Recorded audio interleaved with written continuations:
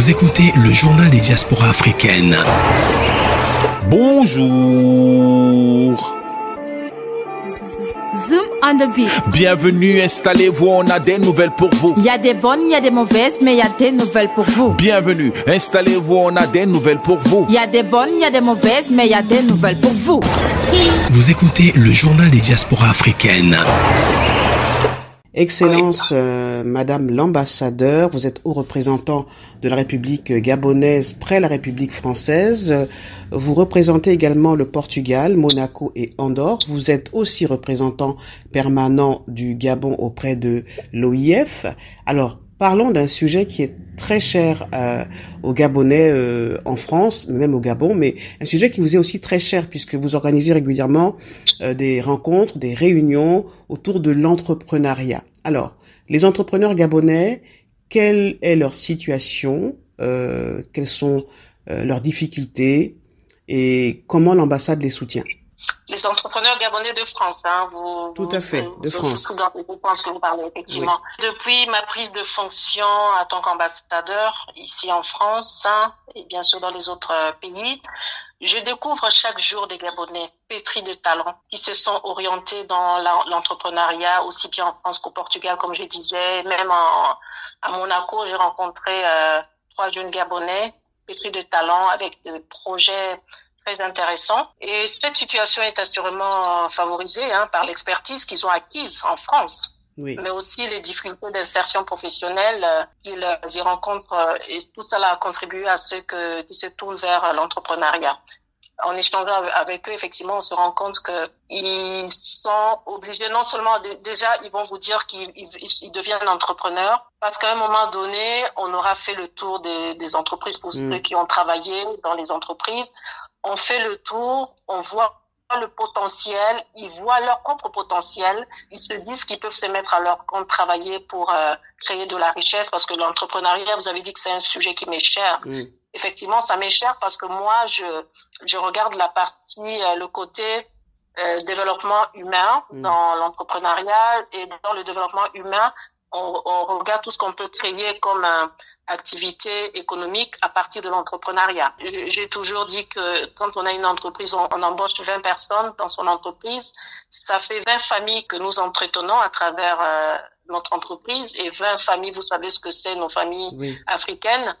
Une famille est représentée par 5 à 10 personnes. Tout à fait. Alors vous imaginez le nombre de personnes à qui vous donnez la possibilité de pouvoir avoir un salaire à la fin du mois. Donc pour moi, c'est très important l'entrepreneuriat et ça doit être encouragé aussi bien au Gabon que partout ailleurs en Afrique. Nous sommes conscients des limites de l'action individuelle des entrepreneurs gabonais de France, de telle sorte que on encourage les entrepreneurs gabonais de France et les autres d'ailleurs, les associations, à se regrouper en réseau. Et nous travaillons notamment avec le réseau international des entrepreneurs gabonais de France, qui s'appelle Gabonais de France, s'appelle le RIEG. Oui. Nous collaborons avec eux sur un certain nombre de projets et plusieurs de ces membres ont pu développer de courants d'affaires en France qui marchent très bien, notamment dans les domaines de la pharmacie, des BTP, du conseil.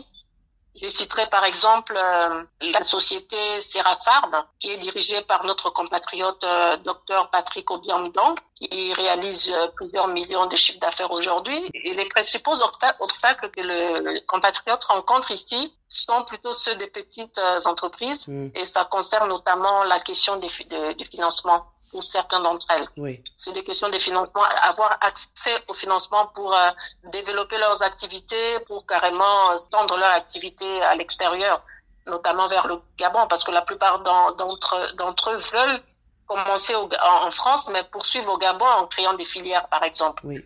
Donc, la principale difficulté dont on entend souvent parler porte sur les questions du financement de leurs activités. Et l'année dernière, c'était lors du 17 août, de la célébration de la fête nationale, le 17 août 2022, nous avons mis en avant l'entrepreneur gabonais de France. Et on avait eu plusieurs invités, notamment du monde des finances. On a invité des banques africaines qui sont basées à Paris, comme BGFI Banque Europe, et Tijari Wafa, qui est une banque marocaine, Ecobank, qui est une banque panafricaine. On les a, BGFI d'ailleurs aussi une banque panafricaine. On les a regroupés, on les a mis en contact avec les entrepreneurs gabonais pour qu'ils puissent échanger sur le meilleur moyen de les accompagner à développer leurs affaires. Et au cours de cette rencontre, il y avait aussi Okume Capital qui est venu prendre part à cette rencontre importante et donner aux entrepreneurs gabonais de France d'autres outils pour pouvoir développer leurs affaires, surtout ceux qui veulent avoir un lien direct avec Libreville, avec le Gabon. Oui, je m'en souviens puisque j'étais la maîtresse de cérémonie. Vous avez bien voulu m'avoir comme maîtresse de cérémonie et effectivement, on a vu que vraiment les Gabonais de France attendaient cette rencontre, ce rendez-vous avec des banques. Il y avait beaucoup de questions auxquelles ils ont pu répondre. Et puis il y a aussi des experts qui sont venus du Gabon pour leur dire que le Gabon les attendait également, les accueillait également. Oui, c'est vraiment la seule manière, vraiment la meilleure manière que nous on pense de pouvoir les accompagner, parce que nous, on n'a pas de ressources dédiées au financement, par exemple. Donc notre rôle et celui de conseil auprès des entrepreneurs gabonais de la diaspora.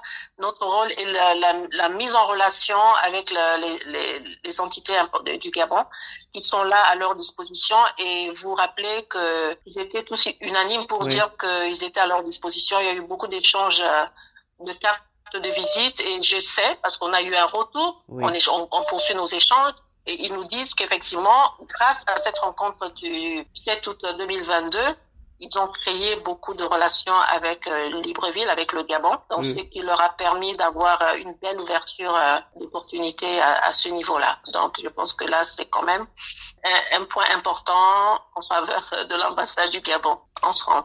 Il y a eu des retombées, comme qui dirait. Exactement. Il y a eu des retombées positives en tout cas. Exactement. Merci, Excellence. Je vous souhaite un bon vendredi et on se retrouve demain, samedi. Samedi, il sera question de la culture gabonaise, de la richesse et de la diversité de la culture gabonaise et de son impact en France. Merci à vous. À demain. Un large sujet. Merci madame. À demain alors. Restez connectés à l'Afrique d'une seule voix. La radio numérique qui donne une longueur d'avance aux diasporas africaines.